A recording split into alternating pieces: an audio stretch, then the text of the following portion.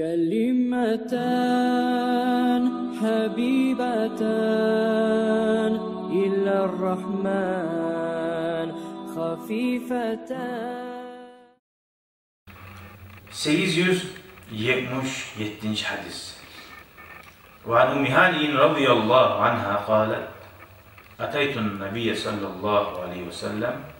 Ummu Hani'de ben Peygamber yanına geldim bir kere. Ve huve yağtasilu, Peygamber kirinip türedi. Ve Fatimatu tasturuhu, kızı Fatimat Peygamber kirinin anına bir zatına şunu yağı aldın ve gitken. Fakale men hadihi.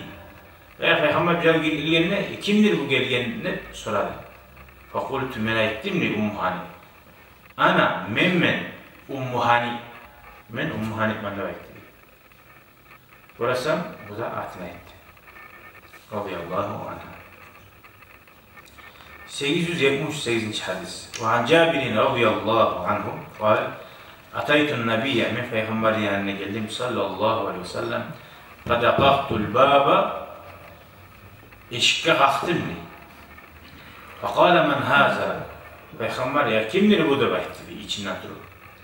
Fakultu mena ettim li Cabir'in Zeytaniye'ye geldik bayağı. Men de baktım der. Men. Peygamber etti sallallahu aleyhi ve sellem. Ana men de baktım. Şöyle insanlar arada var. Gerti daha bu. Ay anlattı ki annehu kariha hadi. Peygamber şunu uşakmaganlayı bildirdi. Men de şeydir.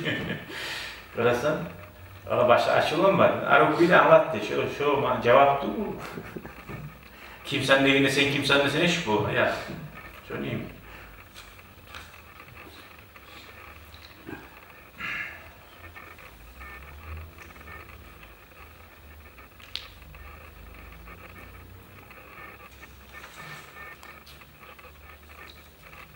Velhamdülillahi Rabbil alemin.